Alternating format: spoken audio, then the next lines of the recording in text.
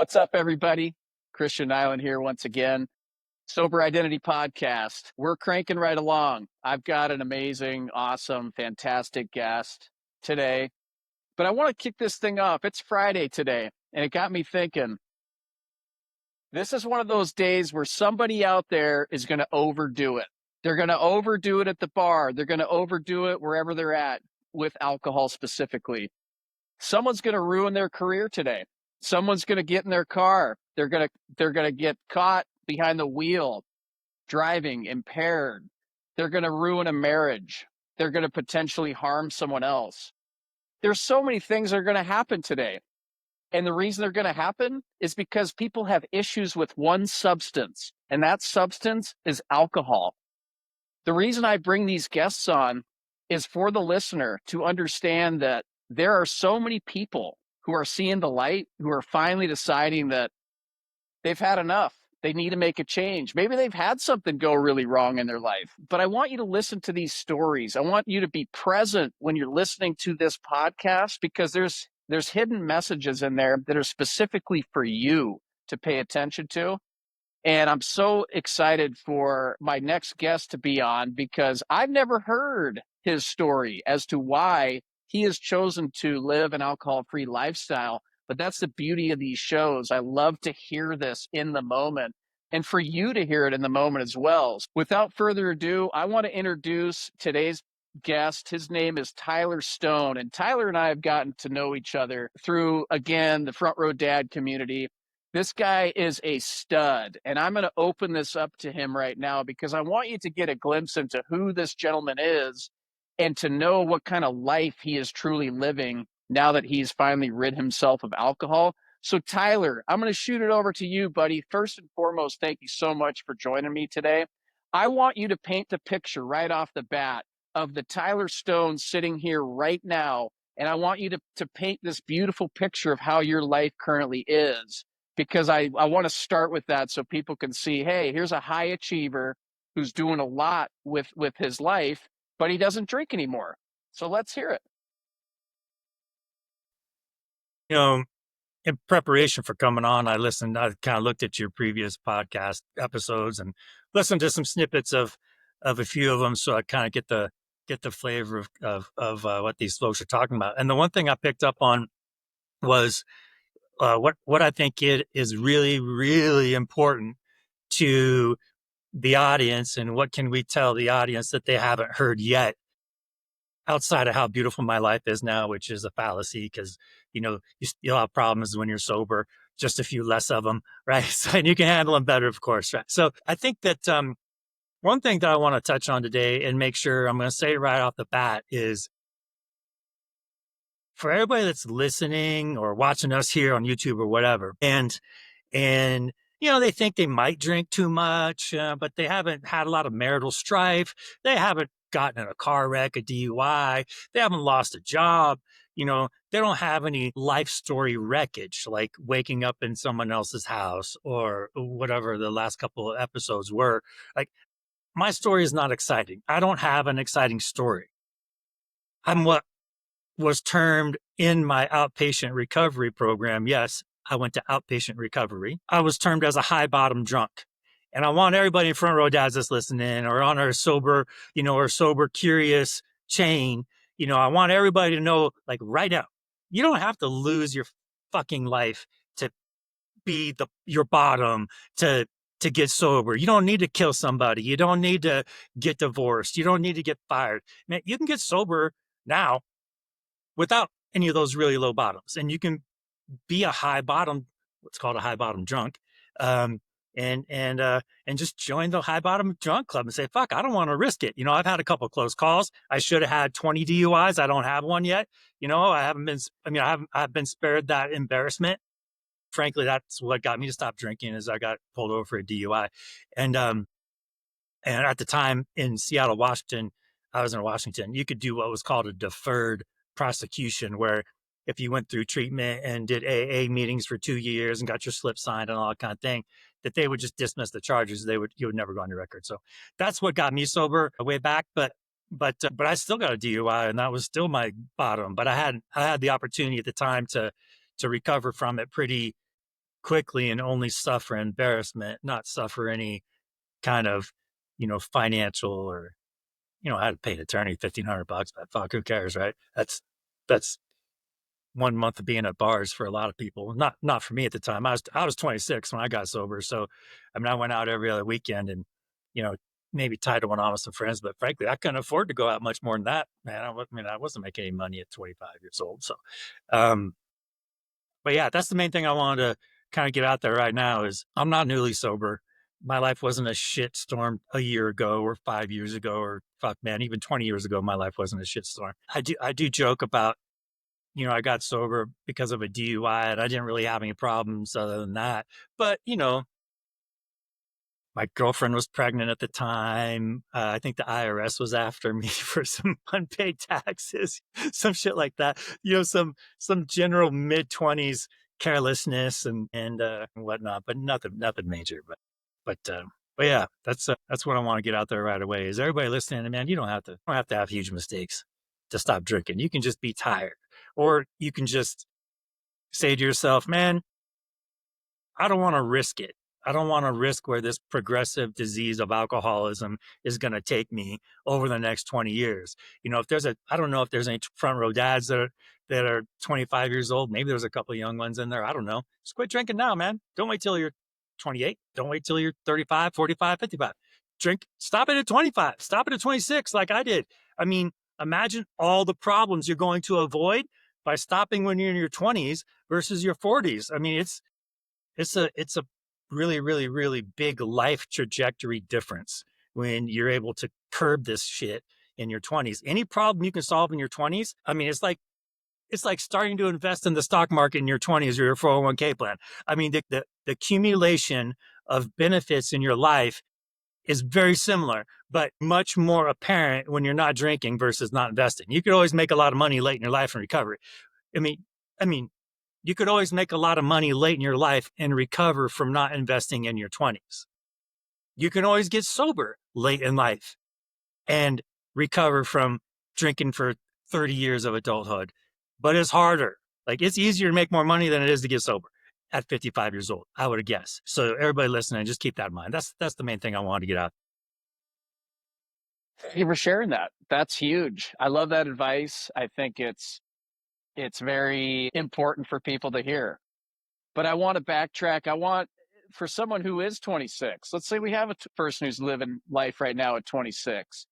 You and I both know when we were 26, I wasn't listening to these shows. I wasn't paying attention. I was so wrapped up in my own bullshit and I was still pushing the limits because I liked it. I liked it as a man. I liked to get into scenarios that were risky because maybe I didn't have that excitement in my life. Maybe I had a lot of problems that I didn't even know that I truly had, and so I was covering it up and I was numbing this out. And if it is every other weekend, or let's say it is with like everybody else is doing, that's the problem that I see, right? Is yeah, just because everybody else is doing this, and for you to be able to make that call at 26 with the DUI, for a lot of people, they don't make that shift. They go, I got one and it only cost me $1,500. They'll look Right. at the number and go, that's pocket change, man. Yeah. So, I mean, what do you say to someone like that, knowing full well that, yeah, you made that call in the best of ways, which kudos to you. But what if there's someone here going, oh, I'm not giving this up. I'd much rather just pay the fee or get off a DUI and I'm living this life, man. To those people, you just got to say, can't help you, you know, go live your life. We're never going to be able to pull somebody in sobriety that doesn't want it. So, I mean, I spent I don't know about you, but, I did this outpatient program and part of my 2 years initially was doing 3 AA meetings a week and getting a little slip signed. And I would see people coming into meetings, get their slip signed and then leave, right? Because they got their little court slip signed. And, you know, hanging out after a meeting a little bit, you hear a few jokes about the slip signers, and they're not real serious about sobriety. They're just here for court, that kind of thing. Uh, and it's the same thing. Those are all the people that have the exact same attitude and perspective that you just stated. They got their DUI. They're just going through the motions. They pay their $100 a month or whatever it is for probation fees. Fill out their monthly probation form, that type of shit. And I had to do all that shit. I tell you, man, like in high school, My folks are teachers. Okay. So in high school, I was a good kid. I wasn't the star athlete. I mean, I played basketball in high school.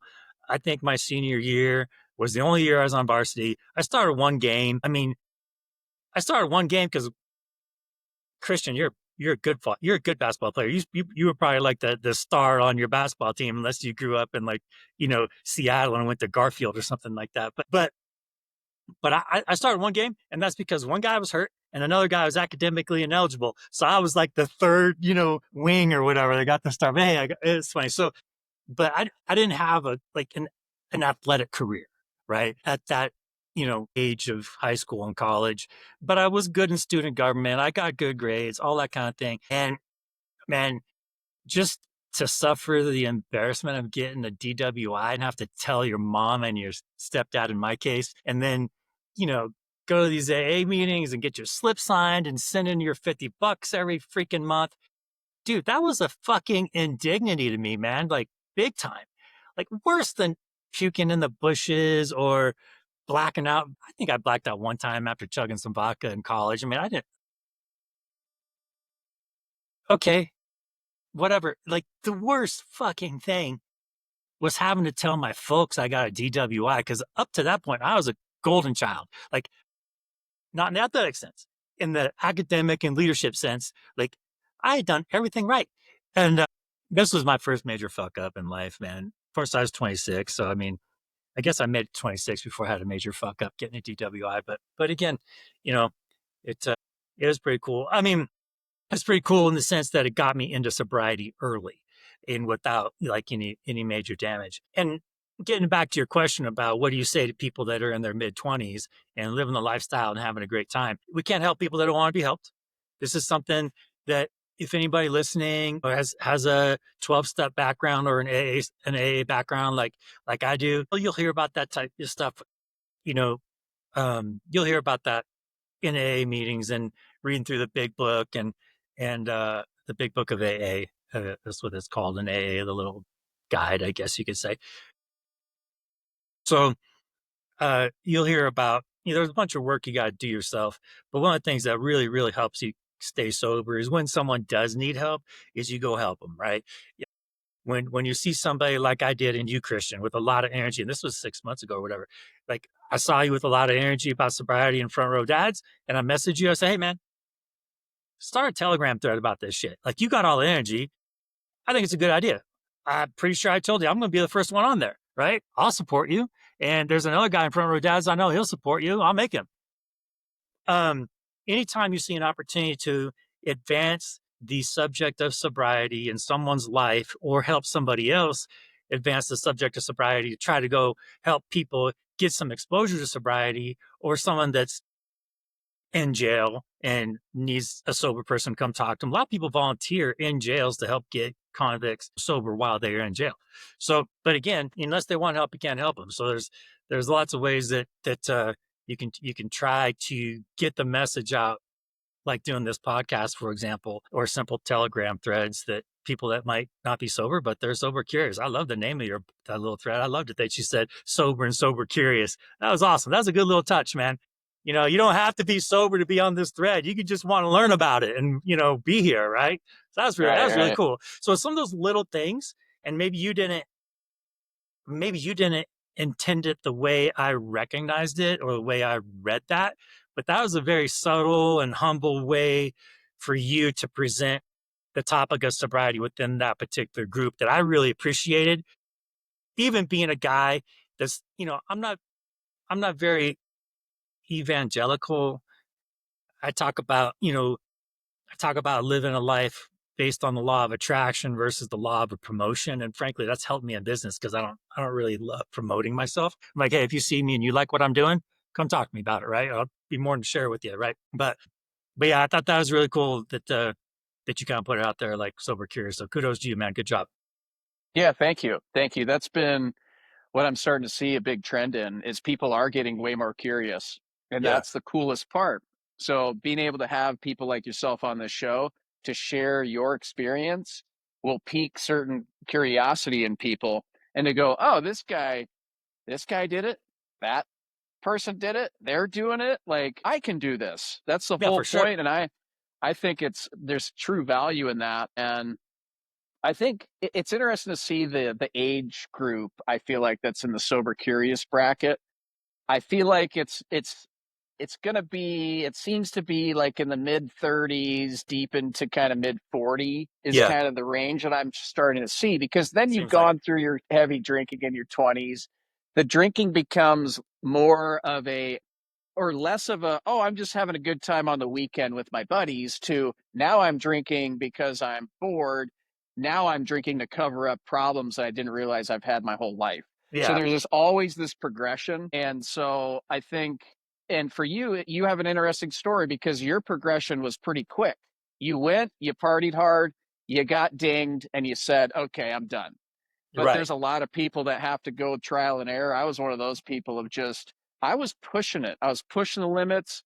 I didn't end up with a DUI. It's a miracle. I don't know Yeah, that's how. what, It is if you're absolute in your 40s and you miracle. get sober, it's like people got a dozen miracles. They should have a dozen DUIs, if not 100, right? So, yeah, it's Yeah, crazy. it's wild to think back. But anyways, I wanted to touch on, so 26, we're done with drinking. You leaned on AA heavily to go that route.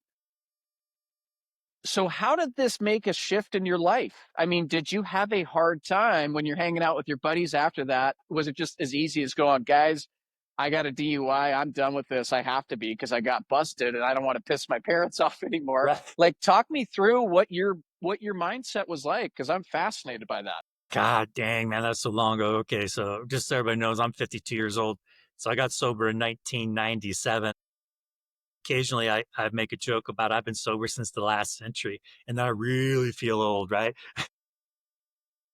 It's just a funny thing to have roll off my tongue. I'm like, what the fuck, man? But imagine, Yeah, it just means that, I mean, I'm married with kids and divorced, but like I got married sober, I had kids sober. Nobody other than my folks and a few college, like one or two college and high school friends, like there's nobody in my life that has ever seen me drink.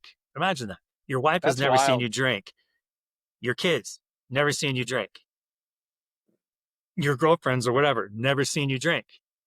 So, um, I would tell you that at 26, you know, sobriety back in 97 was not nearly as cool as it is today in 2025.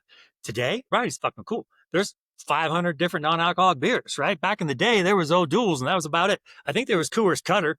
I don't know if anybody remembers Coors Cutter, but man, and Coors Cutter was good, by the way. O'Doul sucks ass, still It does. does. It's It's terrible. so bad. Absolutely terrible. But Coors Cutter used to be good. And you can, if you can find Coors non-alcoholic, like a couple years ago, maybe 5 years ago, Coors non-alcoholic was pretty good because it was lighter and didn't have a bunch of the nastiness that O'Doul's. But now, shit, there's so many good non-alcoholic beers, and the microbrews are doing it. And at 26, I would just get tonic water on the lime, and it would be in a glass, and that'd be, or I would just say, I'm the designated driver now. I do remember saying that a lot. That I'm the designated driver. I'm not drinking. I'm not drinking. I'm driving with my friends tonight, right? Then you get a free Diet Coke, right? I mean, the bartenders love that shit because everybody else is going to drink more, and they're like, "Great, man! Here's free club sodas or free Diet Cokes all night long if you're the designated driver." And so that's what I mostly did back then. And if someone pressed me on it, if I wasn't at a place where I could say I'm driving or whatever, which is frankly, you're never going to end up in a place. Let me rephrase that. It's going to be seldom that you end up in a place where you just can't say I'm driving and I don't want to drink anything. I'm driving, so I don't really want to drink something. I'll just take a Coke, right? Rarely are you going to place. You're going to be in a place where you can't say that. Now, if you don't want to say that, or you're in a little bit of a twist or whatever, you can always say I've had enough. Hey man, you want a beer? No, I've had enough. They don't know they're talking about enough in your life. They're going to assume you mean enough that evening, right? So just add on, man. I've had enough. I'm good. I need a water. I've had enough, right? Just do that. So I said that a couple of times. I think I picked that up in some AA meetings. Some guy in AA told me to say that when I was, in my first year or so. But I will tell you, and Um, some of the guys on the thread are 6 months or a year, 4 years or whatever. But for me, and this is going to change for everybody, it's going to be different. Just based on how much self-doubt that you have and you're trying to extinguish in your early sobriety is just extinguishing all that self-doubt, and that's a big deal. The longer you go in life and the more screw ups you've had and the more people you've hurt through alcoholism, the longer that's going to take. Even still, I think people will be surprised at how quickly they just don't give a fuck. Like, you know, if you don't think I'm cool because I don't drink, or you want to tease me or whatever, or make a joke because I'm not drinking, or call me a pussy because I don't want a vodka tonic and I want a water instead, fine. That's like, whatever. You're not my friend anyway. So in the back of my mind, I'm saying, you're not my friend anyway. So fuck right off, right? Tease me all you want, right? Checking in 30 years when I'm checking in 30 years when you're still drinking and I'm like 52 looking 32 because I haven't drank in 30 years, right? That shit fucks up your skin too. Look how beautiful this shit is. Like 52 years You're old, you motherfuckers. are I hope you guys are watching the video footage of this podcast. This is a handsome devil in front of you spitting facts. I'm just like, yes, give it to him. Slap him upside the head with this Dude, like, knowledge. I'm not in great shape. I'm in okay shape. Don't ever do this. So after Labor Day weekend, not Labor Day, Memorial Day. So we just had Memorial Day weekend for those of you that are listening and watching, and I'm sure that Christian will get this posted soon. But we're just out of Labor Day weekend, and I went and got a DEXA scan on Monday. Okay. Let's hear the results, man. It was horrible, and it was in the front row dad's chain. I got something similar to a DEXA scan the other day, a couple months ago, but I didn't really like think the results were that accurate. It was like some kind of body pod or something. And there's an alcoholism point to this. I'll get to it. So just hang in there. We're all patient. So so I went and my body fat percentage wasn't 23 or 24% like my scale says, because I got one of those Garmin scales. Well, apparently I needed to calibrate my Garmin scale because the DEXA scan said I was 28.6. I'm like, damn, because one of the other guys in front row dads had posted that he had just gotten a DEXA scan and he was in the low 20s, and I'm thinking, okay, I got a few percentages to catch up to this guy, but just imagine if I'd been drinking for the last 30 years and eating all the ice cream that I still eat and that kind of crap, and not using a daily sunscreen and some shit like that. By the way, health tip for everybody that still looks young and still is young: daily sunscreen. Put that shit on your face. I'm not getting paid. I'm not like a marketing like guy. I use Olay Complete. Comes in a white bottle about yay big. It's got a black top. It's got a 15 SPF in it, and it's really light. Like I've tried other women's products. This is way off topic. Holy fuck. Okay, no, it's on topic because if you don't drink for 30 years, you're still going to look the same. That's how we're Yeah. on topic. So it's really light. I've tried other products too, and they're always oily. But anyway, if anybody just you know, goddamn, I'm way off topic. Jesus, tangents, Jesus. This is what I love about these shows. You never Yeah, know where it's going to take us. you No, never this know. is great stuff. What you're Olay trying to Complete. But yeah, Olay imagine complete. imagine getting sober early. You know, for everybody that's early and curious right now, but not like completely sober, like your wife's never gonna see you drink again. There was a guy on Telegram today. Christian, you probably saw it. Some guy was talking about how his wife's vernacular changed in describing him as a non-drinker. That was one of the fucking coolest things ever. And I commented on there that it is so interesting to observe the people around you, not only in an instant, about how they react when you just fucking tell them, nah, man, I'm in recovery, dude. I'm a recovering alcoholic, pot smoker. And see the look on their face, right? About how, damn, this guy is so forward about this shit. I want to be like him. I want to be so like not rubbing it in people's faces, but sometimes you can just, I'm gonna fuck with somebody and just tell them I'm a recovering alcoholic and just see what their body reaction is, right? See what their Yeah. nonverbal reaction is. Hilarious. It's almost one of the best social experiments ever. It's just observing people there, but observing people in a moment, but then also observing people around you as they acclimate to you not drinking anymore, like this gentleman was talking about. And anyway, I just thought that was a cool post for this guy to throw up there. It was really neat for me to read, and I'll tell you, like reading those types of posts and and going to a few AA meetings here and there and seeing young people in sobriety, man, you're like, one, you're so proud of them for getting there, and you want to help them so much, but you also don't want to be pushy or interfere with their lives. But just observing young people in sobriety is really cool. And frankly, it's one of the things that keeps me sober. By the way, another thing that keeps me sober is drunk dreams. Okay. So I've been sober, Yeah. Oh fucking yeah. drunk dreams, man. They're like, they'll never go away. I mean, you've been sober a couple years, 4 years, maybe. I can't remember. You don't have to say, but I'm telling you right now, man, the drunk dreams never go away for good. So I think like a couple weeks ago, I had another one. And so at 97, I've been sober 28 years. That's just fucking crazy to think That's about. wild. That is 20, wild. and I still have drunk dreams. Like Yeah. I woke Yeah. up Yeah. I had swore I had to wake up, I had to sit up and realize I was in my bedroom and on my bed and not in wherever the hell I had my drunk dream setting at. But yeah, when you drink, man, like when I wake up from a drunk dream, I don't like realize it was a dream right away. You know, I wake up from a drunk dream. I'm like, motherfucker, did I just blow 28 years? What the fuck? Right? How come Nina's my significant other? How come Nina let me drink? I'm still an asshole. Like everybody that's an alcoholic is an asshole. I'm still blaming other people, right? How come Nina let me drink in my drunk dream? That's how much of a fucking drunk I am.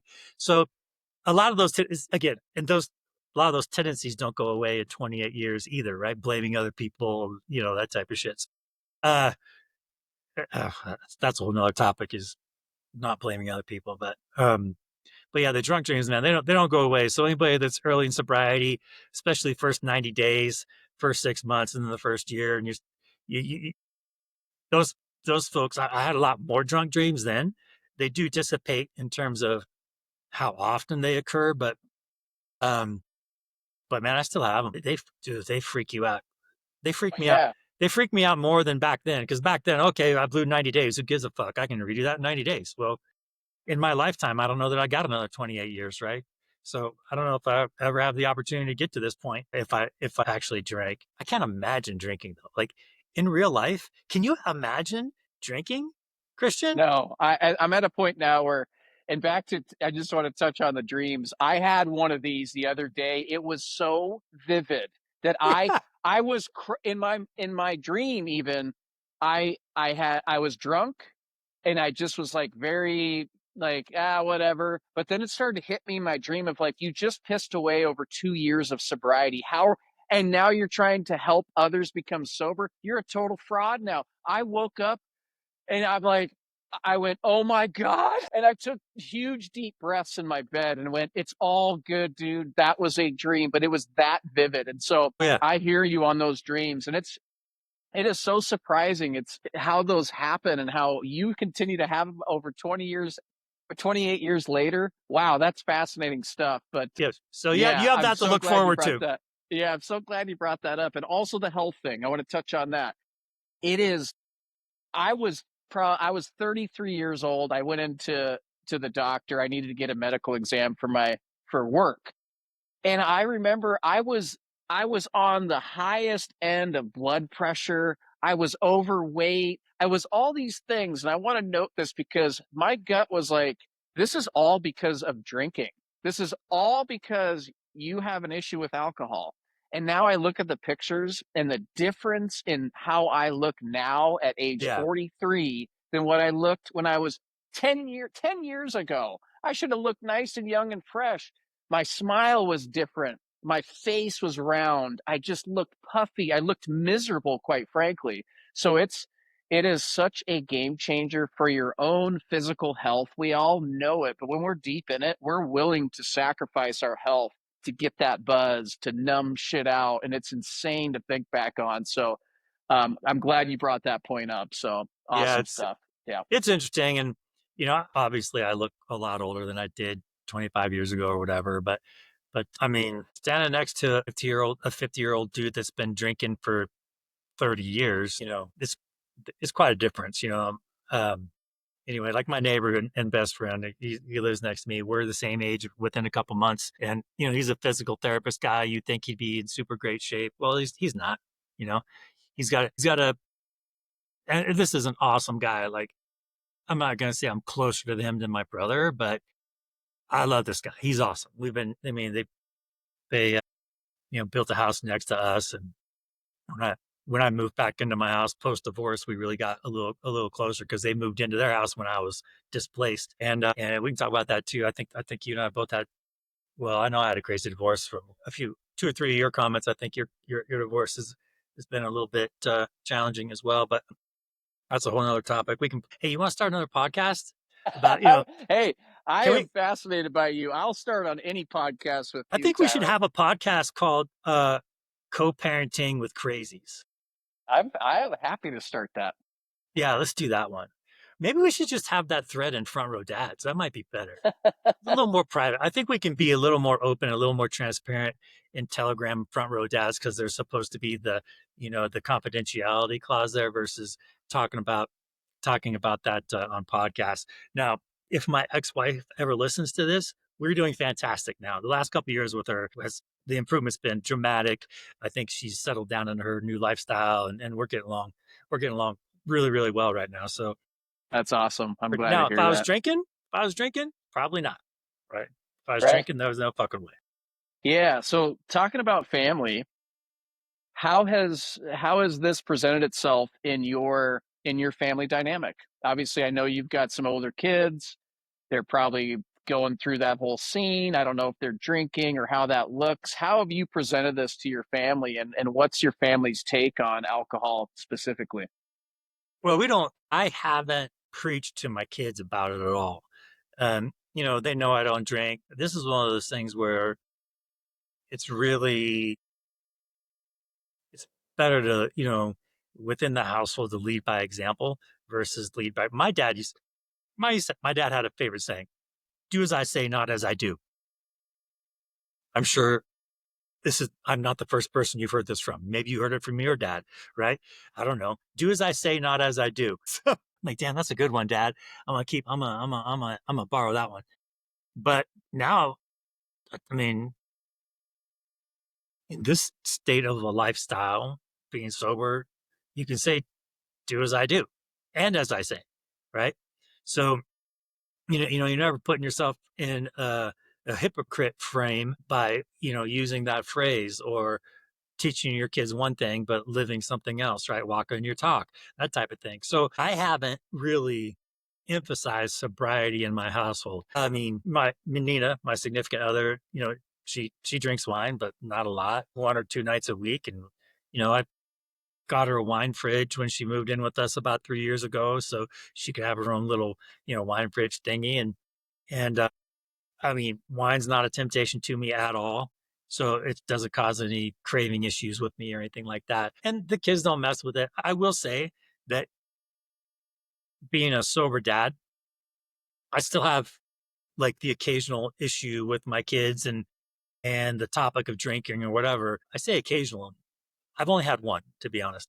My I have 16-year-old boys that are twins, and then I have a 14-year-old daughter. Well, beginning of this last school year, my daughter thought it would be a good idea to have a friend over when I was gone and, try to drink some vodka or whatever. And then she tried to sneak some vodka to school. And then, ended up telling one of her good buddies that's a good kid, convinced her, hey, you better go tell the office because word's getting around with the students in middle school, right? That you got vodka. So you better go own up to it now or it's just going to be worse. So, and she did, whatever. I mean, even being a sober dad, alcohol permeates our society so much that don't expect your kids to be perfect when it comes to alcohol, whatever. Just, keep your eye out, Um, just because you're setting a good example doesn't mean that they're going to be perfect when it comes to this type of topic because there's so many external influences. And of course, when you get to middle school and high school, there's all the influences in high school there too. Frankly, I'm not that worried about my boys. It's my daughter that's a bit of a watch. She's funny. She's smart. She's pretty. I mean, my ex-wife is a beautiful woman, and my ex-wife is beautiful on the outside. And I think that my daughter looks like just like her. But How'd that conversation go once you found this out? Like how'd that make you feel initially when you got this information, and then how have you addressed this with your daughter? What did you say? at first, I'm thinking it's my fault. This is a funny thing, but um, we're in venture capital and private lending. Um, we actually made a loan to a vodka company in 2015, and they defaulted. So I now own a vodka brand. Uh, which is a little funny because I did love vodka. I like lemon drops, so I own a vodka company, and we're relaunching the brand. The goal is to sell it, get our loan money back, and be done with it, or maybe own 5% of it moving forward, whatever. So, but we're in that process now. So, I had some of this vodka at the house, and that's where she got it. So I was like, I felt, listen, it was, I started having a conversation with myself, and then Nina said, listen, there's only one question you need to ask your daughter. Whose vodka was it? That's all I have to ask her. Because it's really not a drinking issue. It's really not a school issue. It's an honesty issue. And when you ask your daughter, or your son, or in some of those cases, where did you get the beer? Where did you get the vodka? Where did you get the weed? Whatever it might be, usually they took it from somebody else. And so the real lesson is for me and my daughter, the real lesson was it wasn't your property to take, right?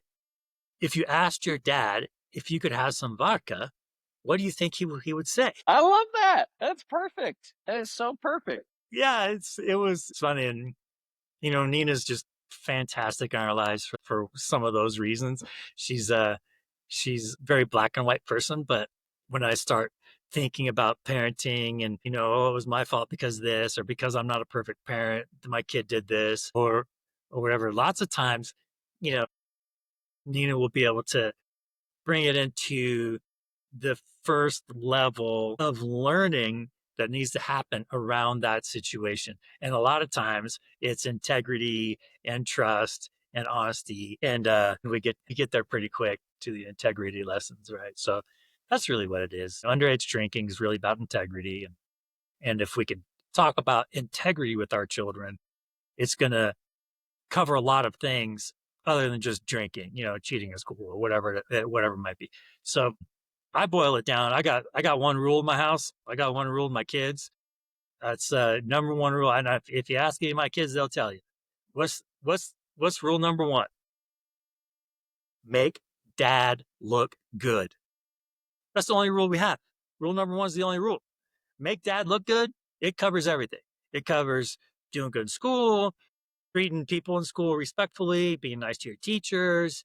Don't be a typical dumbass 16-year-old boy. You're not an average kid. You're not an average household. You don't have an average dad. Average isn't, like, we're not accepting average here. So it's make dad look good is a good rule. I think everybody should post that on the refrigerator. Make mom and dad look good, whatever. Make your parents look good. That should be that. I mean, it covers doing your chores at the house. So I look like a good dad to Nina because my kids are being responsible and picking up after their shitstorm snacks in the kitchen, all that shit, right? Another good rule: if you can make it to the sink, you can make it to the dishwasher. That's another good rule. I'm going to That's a use good rule. that one. These Put are that one great. up. You're giving me a lot of Yeah. good If you can, information here. yeah. If you make it to the sink, you can make it to the dishwasher. Uh-huh. And then you can extrapolate that into other life lessons too, which is really, hey, if you can give 95%, you can give 100%, whether that's in grades or athletics or whatever it might be, or doing your chores. If you're picking up the dog shit in the backyard, don't forget the stuff in the corner, right? If you're going to give 95%, give 100%. If you can make it to the sink, you can make it to the dishwasher. Sure. It's hilarious. I love it. I think that's so perfect, though, when you brought up the honesty piece. That's something I've told my daughters too. And it spins right into them potentially drinking in the future. That's going to be my discussion is look, you are an individual, you get to choose, but make sure to at least let me know if you need a ride home or you need some help or you want to talk about what happened. Just keep that door open instead of being sneaky, like taking dad's booze or whatever it may be. I think it's so important with that relationship, but allowing them to make the choice. As hard as that is for guys like us who freaking love the lives that we've built, now that we put booze away, it's going to be hard to see them go through that. But at the same time, they're going to go through all kinds of stuff. Yeah, they got Alcohol all is kinds of one shit. piece. I mean, you got teenagers. I'm right behind you there. Yeah, My kids aren't quite as old. They're going to be 10 and 8 here in a few months, but I already know it's coming. It's coming yeah. faster than I realize. But I like having that discussion. I like having that open book scenario, but keeping the theme being be honest. You have to be honest. And we're already having those discussions. So when it comes to alcohol, same type of thing. I think honesty there is so key. And certainly for people who are listening, like be honest with yourself. Do you have a problem? Has your gut told you that, yeah, I'm overdoing this? While you're listening to Tyler and I, are you going, oh, damn, like I know that I'm pushing it. I haven't gotten a DUI yet. I haven't ruined my marriage yet. Yeah. But the word is yet. Yeah. Pay Yeah. attention to that stuff, right? And be honest with yourself. That's huge. And Tyler, you totally were in that moment. Age 26, man. Kudos to you and very proud of you for staying strong for 28 fucking years, man. Yeah. That is Appreciate it. amazing stuff because we all know everyone who's sober like knows how tough it is initially. It Yeah. becomes easier, but there's work to be done. So for you, like, where have you found in your life where you've needed to do some work? Knowing that, like, I don't have alcohol to go the easy route and numb myself if I have issue with a business deal going south or things pissing me off in my life. Like, what are things that you go to now? Well, there's a few things in the last 28 years that have been really hard. Some examples. What's the hardest one? What's the hardest moment that comes to your mind right now? And maybe you're even afraid to say, but No, no, what, I'm not just afraid to so a say it. listener can be The like, hardest thing, the hardest thing was during my divorce, having my ex-wife and her attorney get a restraining order on me. And it included the school. And I was co-president of the dad's club at the school. So it included the school and included something else. But then I didn't see my kids for 5 weeks, like early on in my divorce. And then me and my attorney started pressing the drug testing issue. And as soon as my ex-wife heard that she was gonna have to go get drug tested, she immediately said, "Oh, you can have the kids this weekend, right?" But I think the hardest thing was not having access or being able to see my kids for 5 weeks, and having to work through that. So I would say the hardest, like I had an ugly divorce, man. That's just part of it. You get kicked out of your house and a bunch of other shits. What you turn to is the other types of stress relieving suggestions. I don't have any magic bullets. Go for a 3 mile run or whatever. You don't have to run a marathon.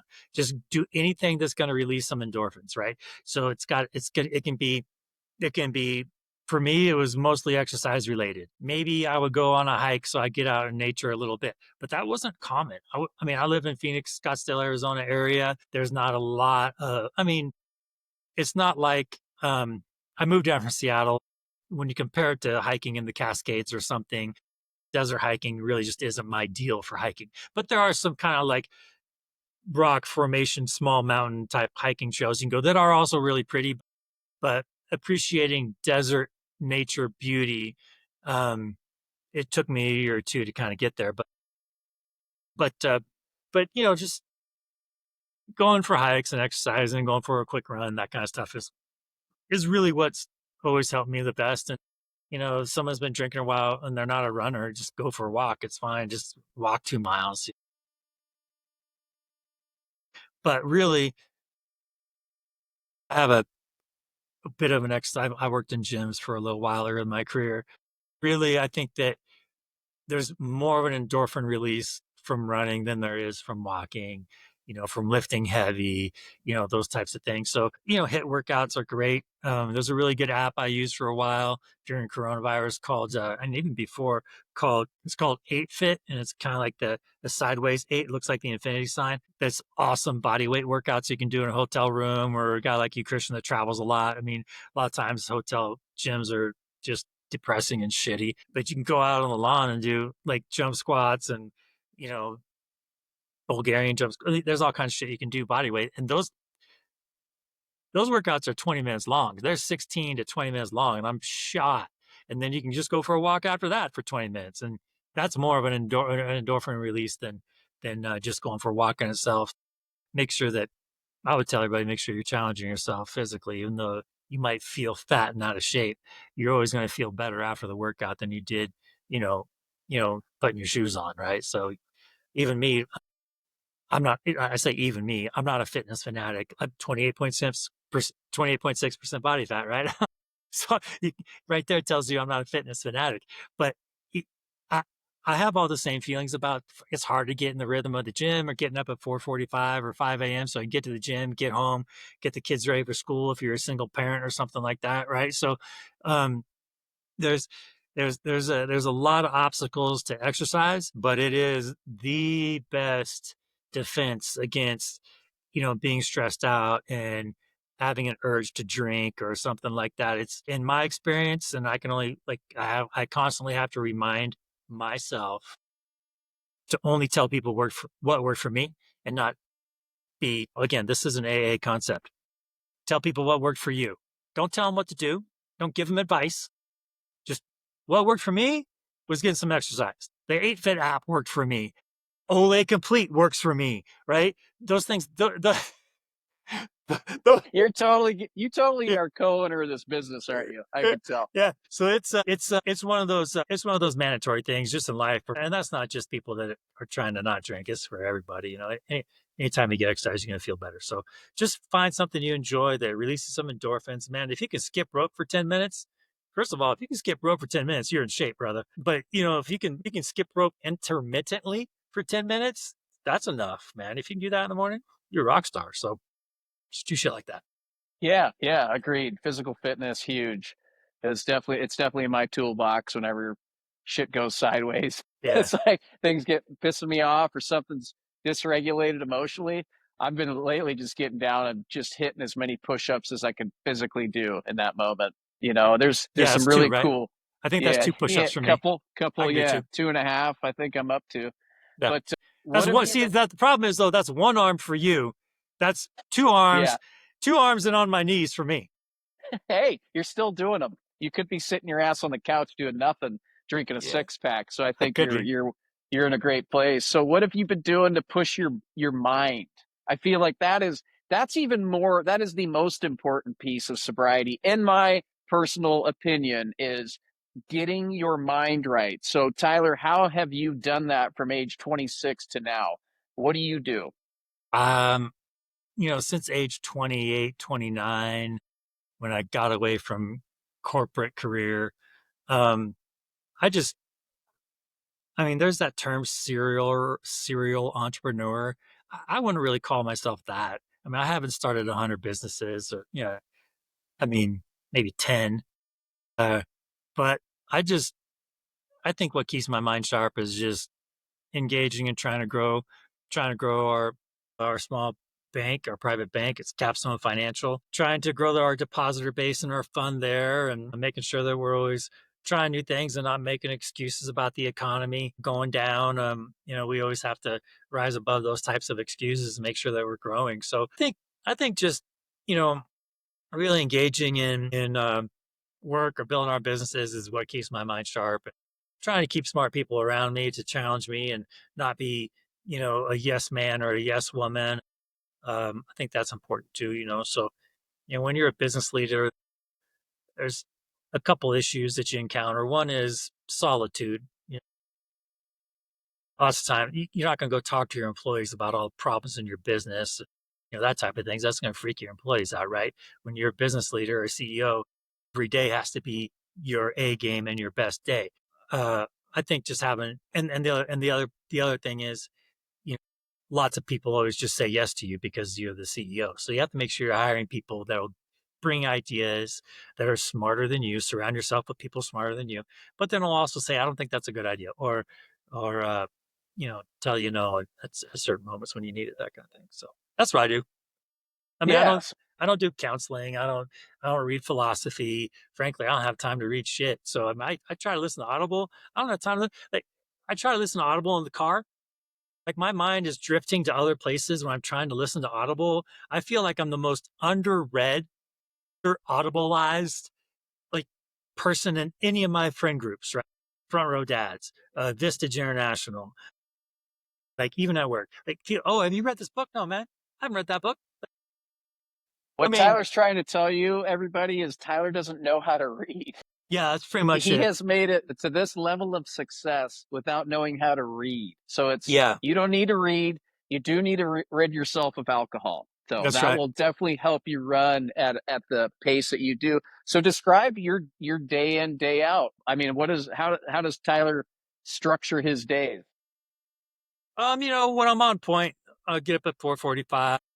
My boys and I go to the gym at 5. They've just started, like getting up and going to the gym with me. And I mean, they're like I mean, Nate, they go with me to Nate Palmer's house on occasion and work out on Saturday. It's just Savage this, so Saturday. yeah. Yes. So this is just the last few months, but he was joking about, man, if you're 16 years old and you're getting up at 4:45 to go to the gym, that's the definition of savage right there. So, Mhm. um, and my boys, they're tall and lanky. They're not playing high school sports either. They're not that. They got their dad's athletic ability, right? They're very mediocre. So but they, that's how the day starts. Get up, go to the gym. If I'm not going to the gym, I'll be in the backyard. I got a garden back there and some chickens. I got honeybees now, a little small little orchard that I'm starting. So I'm in the backyard dinking around that stuff. I do pretty good getting in the backyard in the morning, getting to some early morning sunlight. I mean, it might not be with my shirt off or whatever. I don't like. I'm not walking around barefoot. I got wood chips all over my garden paths. I'd come in the house with 100 slivers if I walked around barefoot and I was trying to do the grounding thing, right? So I'm either working out or in the backyard dinking around in the morning to kind of get some, me time, whether it's working out or just enjoying the backyard. And then it's shower. Like my boys ride their bikes to school. I drop my daughter off to school and then head to the office and then get out of there around 5:30 and then, get home. But that's kind of the day, man. You know, you gotta somehow, if you're getting sober and you got to work out and you have kids in the morning, you got school routines in the morning, somehow you just got to get your ass out of bed at 5 and get after it. If you get out of bed at 6:30, you already fucked up the day. You already, if you get up, I feel like if I get up at 6:30, I already lost. Like if I'm not up at 5, weekends, I might sleep until, well, not on Sunday because I'm at Nate's house, but not on Saturday, I might, because I'm at Nate's house, but on Sunday, I might sleep in until 6:30 or so. Yeah, the other days I'm up. Good for you.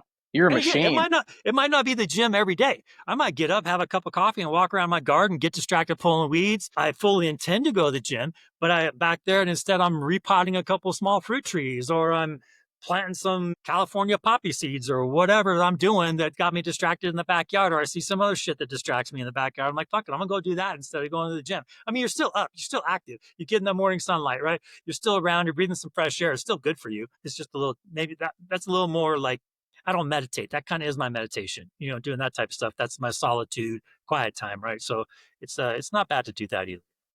No, no. You bring up a valid point. It's you can do so many other things than drinking. Like Yeah, you're so busy, you're popping up out of bed before the sun comes up. You're doing things, whether it's go to the gym, whether it's in your garden, you're outside, you're walking, you're exercising, you got a business to run, you got deals to make.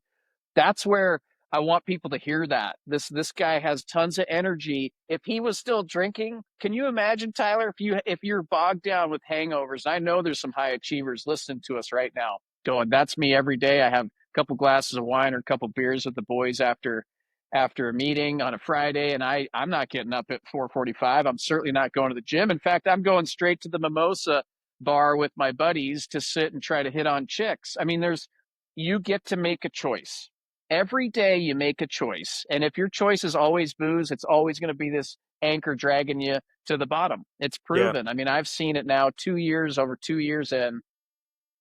I don't have enough time in my day. And I know that you're one of those guys too. yeah, You got stuff going, right? You got the next call, the next thing, the thing that you want to do, and it's the coolest thing. And I love living life like this. I look back at my old self and I'm going, man, I left so much on the table. I mean, I yeah, really for sure. did for so many great years too. Yeah, Great years of my life. I feel like I'm trying to make up for that to an extent, but it feels good to have cool shit to be doing instead of waiting till the day is over for me to go to my next happy hour and be yeah, like, for yeah, let sure. me crack that beer with the boys so I can feel alive. I can feel good about my life. I can enjoy the outdoors, but it's only because I'm sitting outside on a patio with my third double vodka Greyhound, and Right. Yeah, thinking I'm like, oh, this is so good. And I start getting energized and this and that. I was one of those guys that once I start drinking, I get energy and I will ride that until I careen into my bed at 2 a.m. and feel like total ass. Well, let's wrap this up, Tyler. I appreciate you joining me. I've got one question for you. If there's someone listening right now that goes, yeah, I've got a problem and I want to quit, what are you going to tell them as far as the first step they could possibly take? first step is get rid of the alcohol in your house. That's the first step. It's the obvious step. It's probably a step that a lot of people. It's probably an answer you would hear a lot. But get rid of all the alcohol in the house. And then, you know, don't put yourself in bad situations. Don't go to bars, don't go to parties where you're watching the Super Bowl at your house. You're not going to a Super Bowl party, right? That type of stuff. Just stay out of your old places. Stay away from your old drinking buddies. And get rid of the alcohol in your house. If you can do that, I mean, if you can do that, you can make it 10 days, no problem. Like you can make it 10 days not going to a bar. You can make it 10 days not going to Safeway. So, and once you get to 10 days, then you'll be like, man, I made 10 days, and maybe you want to do 10 more hours, but really, do those things and take it one day at a time. That's another AA saying, just one day at a time, man. Even 28 years sober, sometimes like, fuck, if I can just get through today without yelling at somebody or drinking or fucking driving my car off the bridge, I'll win, right? Exactly. Yeah. Wise words from Mr. Stone. Well, I appreciate you Don't joining me don't today, drive your man. don't drive your car off any bridges, even though you might No, want to. don't do it. Don't do it. One day at a time. I love that advice. So, Tyler, if someone wanted to get a hold of you to Yeah. connect and maybe, have you help them out or at least talk, how can they get a hold of you and connect with you? Text me or email me. You can email me at tstone@capstone5.com. I'm sure you got a way to put that in print.